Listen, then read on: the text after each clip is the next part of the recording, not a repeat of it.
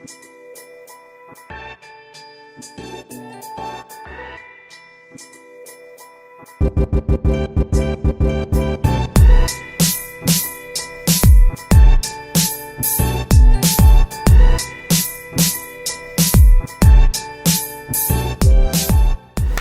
up guys, Lenny Reed, Dynomite Diesel Products. Hey, I want to talk to you about just tuning in general, how the engine works, how the tuning works, and how the injectors respond to tuning. So way back, like early history, we used to be concerned that if we increased pressure too much, we would break the bodies. And that's true, the early bodies did crack. The DNH member was a much different piece. And really the tuning back then was done with just boxes. Like we had the old Smarties and the old whatevers and the old Predator boxes. We just had these canned commercial tuners that weren't custom at all. Nobody was worrying about like trying to recurve the FCA curve. Nobody was worried about a lot of stuff that we've got now. Tuning today is much better than it used to be. That being said, fast forward like 10, 15, 20 years, here we are. Pressure doesn't kill injectors like it used to. Now we've got injectors like our 5.9 bodies. We warrant up to 220 bar, 220 MPa. So with that being said, we're not killing the seals, we're not killing the bodies. We wouldn't offer you to do that if that was going to be a problem. Why do we want you to run more pressure? Well, based on quantity of fuel burnt is what kills back tires. We like to kill back tires, that's why you're listening to this infomercial. That being said, quantity burnt is going to hurt the back tires, not the percentage over, not what I tell you they're going to make. It is quantity burnt. So earlier today, I ran a stock injector. Stock injector in a truck, 1800 microseconds is going to be like a stock parameter. And most of the guys that are tuning these trucks using like EFI Live or HP are going to increase the rail pressure some. You have a pressure limit valve, and if you go too far, you burst the pressure limit valve.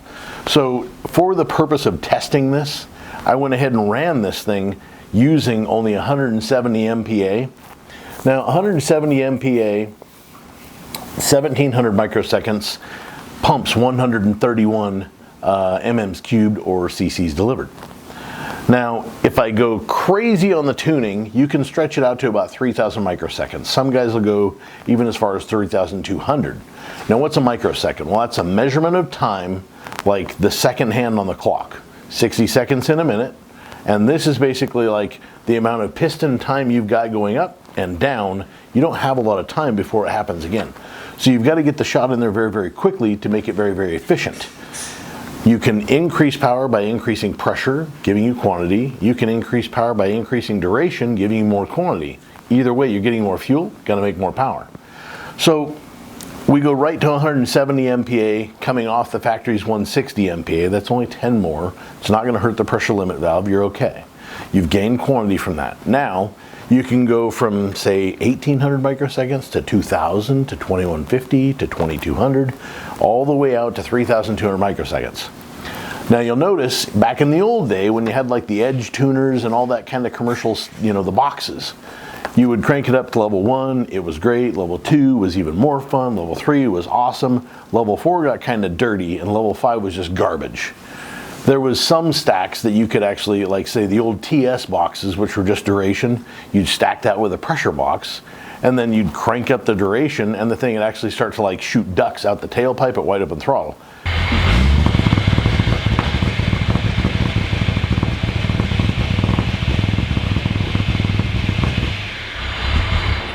Because we're hanging the injector open so long that it was still spraying fuel while the exhaust valve was starting to open. It was really hard on turbine wheels and turbochargers, so we didn't do that very often, but that's how much time the injector was being hung open. It made more power and it made more smoke, but we were really young. I mean, this was like 2003, 2004 kind of stuff, and it was just ignorance. We didn't know any better. We were just throwing stuff out to see what we could do to make power. With today being a bit more, well, intelligent. I'd have to say that every tuner out there is more intelligent. I'd have to say that all the injector people are more intelligent, and even consumers are being fed more good information and be with good information, you can make good calls, good judgment, proper turbocharging size, proper injector sizing, proper calibration with tuning. We want to help that. This what the purpose of this video is, to help you make those decisions. Now, when a tuner gets used to calibrating a brand, whether it's a BD, industrial injection, an Exergy, an SNS, a Dynomite, no matter what brand of injector they're tuning, there's certain things about that injector that makes it proprietary to BD or industrial or SNS or Exergy or Dynomite.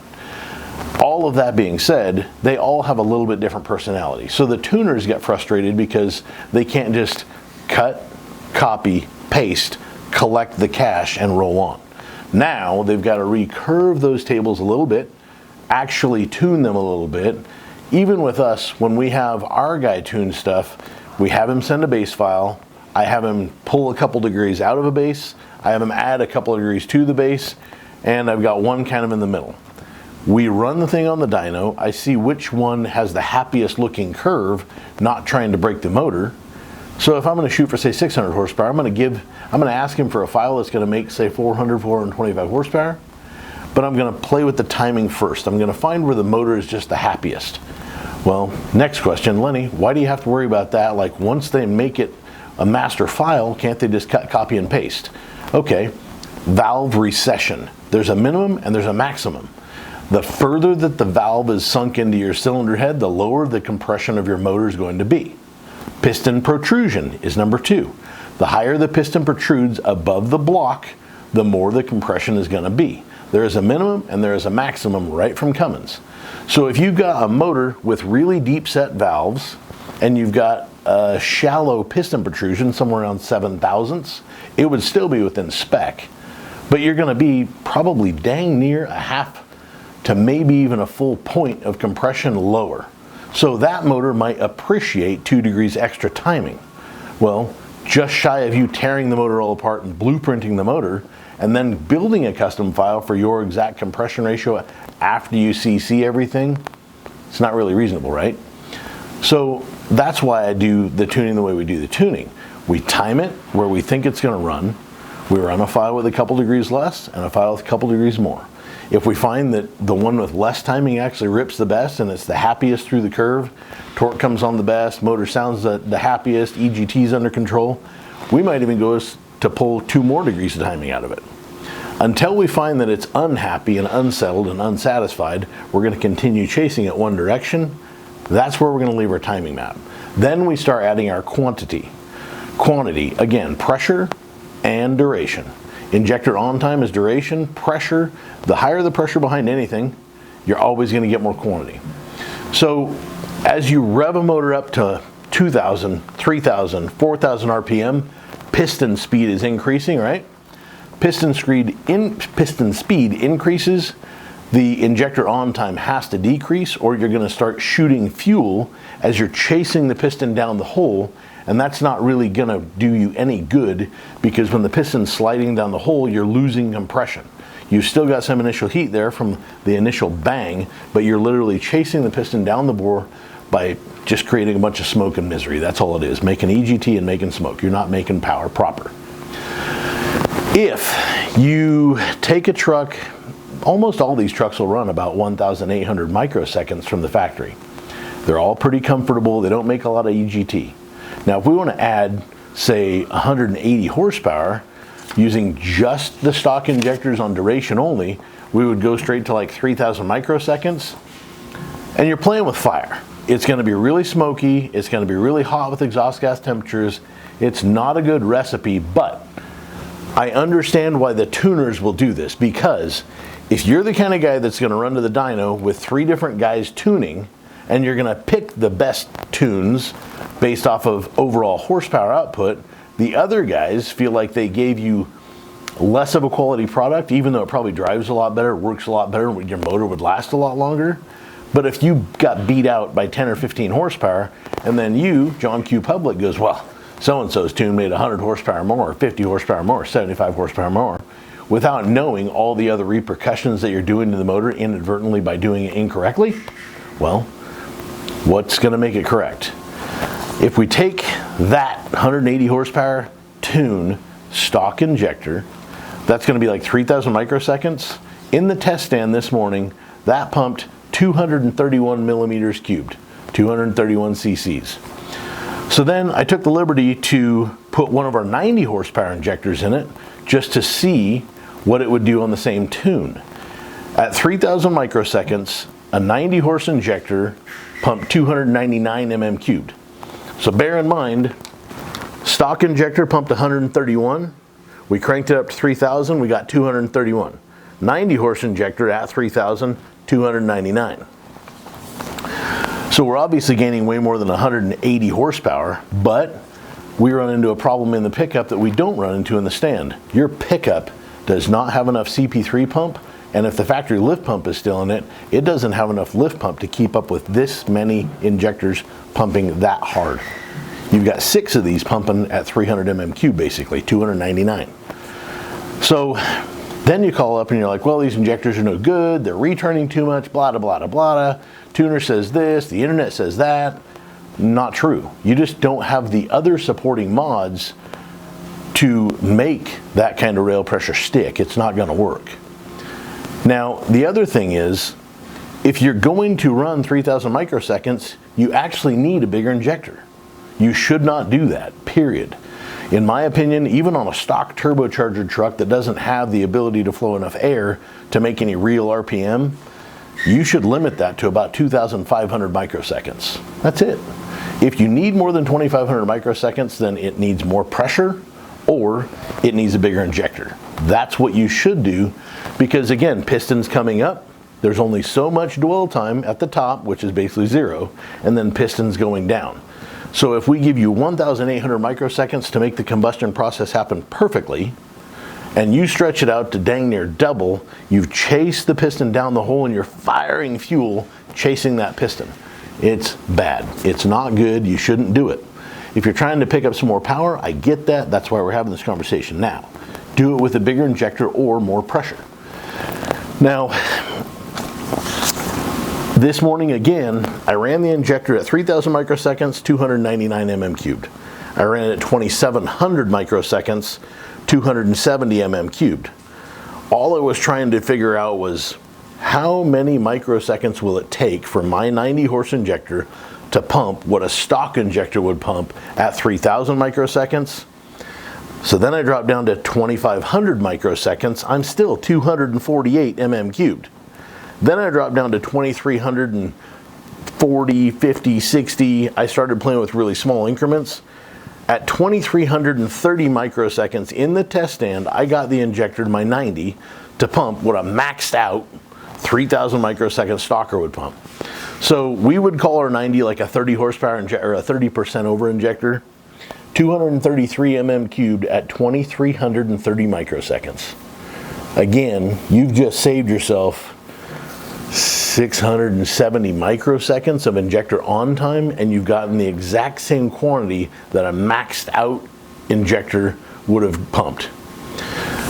If you've ever driven a truck with 3,000 microseconds in it, they're hot, they're smoky, they're miserable, and they will not maintain rail pressure. Just doesn't happen. The rail pressure's in there deviating all over. Probably don't have enough lift pump, and you're basically running the factory fuel pump, which will make about 600 horsepower. You're running it pretty much dry. On my dyno, I've seen them make 625 to 630, but on a really hard pull, not just on the dyno, but on a really hard pull, you take it out on the streets of Mexico where you've actually got some leg room and give it the boots, and that thing will start to deviate rail even at 600 horsepower. So stock CP3 pump would just not be big enough to run that kind of fuel out of. You'd have to step up to like one of Fleece's 10 mil pumps, then you got enough for about 750. So this isn't picking on any tuner. It's not picking on any of the injector brands. We run our stuff, we size our stuff using the tools that we have. Are they the exact same size as an Exergy? Nope. Is our 30% going to be the same as S&S 30%? Nope. They've got different tools. They're using different tests. Our 30 is our 30. Our 30 is something that we dyno test, we drive, we run it, we're comfortable selling it. We try to give you good advice on running our 30%. I don't know Exergy's 30%. I've not ran them. I've not driven them. I don't know them. I can't give you good advice on an Exergy 30% over. Is our 30% close to their 50? Your guess is as good as mine. I do not know. What I do know is our 30% injector will make, that's going to be a DDP 325 or a 305-90. And those things will make a comfortable 600, 650 horsepower. And when I say comfortable, I mean you're not going to have to get reckless with the injector on time. You can do it down at that 2,500 microseconds, and that's where you should be. You'll notice basically everything good. The smoke output is much better controlled, the exhaust gas temperature is much better controlled, and the overall longevity of the motor is going to be better, because if you inject injector on time for 3,000 microseconds, as the piston's coming up, you have to start firing fuel at that bore in order so you're advancing the timing. 3,000 microseconds, you've got to throw a lot of advance at it, which makes a lot of cylinder pressure. Cylinder pressure is really hard on head gaskets and connecting rods and piston ringlands. You don't need all that excess cylinder pressure if you choose the injector size correctly. So again, I'm not trying to pick on tuners. I'm not saying that tuners are doing it wrong. I've had customers call me up and they say, I just bought this guy's tune, and I know the guy. I know him personally. He's a buddy of mine. He claims these are safe injector, these are safe tunes. That's true. If you were honest with him and told him what injector you were running, they would be a safe tune. He's built you and sold you a file for a stock set of injectors. But the bigger the injector, the less injector on time you need to be running. So if he's selling tunes that are 180 horsepower tunes, that's on a stock injector, not anybody's aftermarket stuff. So if you go to our web, if you own our injectors, they come with injector flow sheet. And a bunch of the guys in the aftermarket world that are calibrating right now are using those flow sheets, using that data, inputting that into the tunes. It makes you getting a custom file very easy and very accurate. If you have another brand of injector, another 30% over injector compared to our 30% over, don't use our flow sheets. They're not going to be the same, and it's not safe. It's not smart. Go to the people that built your injectors, get a flow sheet based off of your injectors through that brand, not ours. With our stuff being on our website, the reason we left it on our website isn't so everybody could copy it. That's nonsense. Anybody can go there and build an injector using our numbers, but that doesn't make any sense. The reason we left those numbers up there is because we want A, our consumer, and B, all of the custom tuners out there to jump on our website whenever they want, print that sheet out for that part number of injector, and build the correct file. I'm not saying that, and I don't think that a lot of guys that are still tuning are bad tuners. I think they're tuning with the best information, the best data they have, but struggling to try and use. There's several different brands. So if you're trying to tune several different brands and you don't have those set points, you don't have those injector on times, you don't have those quantities, they're throwing darts at a board while being blindfolded. And it's kind of unfair. And I don't want you calling us up saying, well, is my tuner bad? No, I don't. You spent money with the guy. Give him the tools and the data that he needs to give you a proper file. I've got buddies that run the files. I've made friends out of tuners based on the fact that they can go to our website, easily print that sheet. They can sit there and make a file custom, send it off to you, and it just works. It's a nice little feature. You'll never get that out of a Smarty. You'll never get that out of an Edge box. You'll never get that out of like a Bully Dog tuner. And I'm not picking on any of those devices, but nobody uses those devices to custom tune. So if you're going to try and buy XYZ123 turbo and so-and-so's camshaft and so-and-so's injectors and so-and-so's tuning, all of these things need to be considered. Another trick is using the rail pressure sensor out of a Cummins 6.7 liter, or we've even got sensors that read up to 240 MPa. You've got to rescale all that though. So your tuner really needs to know what time it is and what's going on. There's plenty of guys that can do that. But the reason why I say it's a trick, it's kind of the truck life hack. Our injectors will live at 220, 225 MPa. You need to be taking advantage of that because the higher the pressure, the better the atomization. The better the atomization, the more efficient the burn is going to be. So if you can run a 5.9 injector using 210 MPa like a 6.7 liter Cummins, you're going to burn a lot more efficiently and a lot more effectively, and it's going to be a lot cleaner going out in the tailpipe. You'll use less fuel to go the same distance. Pressure is your friend to a point. You want to make sure that your tuner has the ability to recreate and rescale and dial that in correctly. So by all means, if you want to run a 6.7 liter rail pressure sensor, or even the one that we sell here it'll read up to 240 MPa. I'm not telling you to shove these at 240 MPa. In the race applications, the guys that are doing things for a very short distance, constantly under maintenance and constantly looking at data, we run the 5.9 injectors clear up to a lot, like 240 MPa. But we're also looking at every single data log after every single run to make sure that if anything crazy is going on, we catch it immediately and start servicing and fixing then. Don't do that on the street. It's not a good idea. We're comfortable with you going up 220. At wide open throttle, if you're revving it up and going for it, and you lift your foot off the gas pedal very aggressively, like just chop the gas, and the motor rail hangs, that's bad. You need to send a clip of that file off to your tuner and let him fix that. We need to dump the FCA even faster so it doesn't rail hang. Rail hang's hard on injectors, and obviously you don't want rail hang. If you chop the gas pedal, you're trying to slow down. And if the motor is still going to keep pulling because it's got rail hang, well, that could put you in a bad spot. So for safety of the injectors, the motor, rail hang's a bad thing. If you've got custom files and you've got rail hang, send that data log off to your tuner, let him take a look at it and let him reshape that. He can fix that. Matt, is there anything else that I haven't touched on that I should? No, sir. No, sir. I feel so old now. You called me sir. You're older than me, aren't you? No. Dang. I'm the oldest guy in this room. So anyway, Lenny Reed, Dynomite Easy Products. If you need anything, if we can help you with anything, please shoot us a call, shoot us an email, do everything we can to get you going and get you straight. Thanks. Later.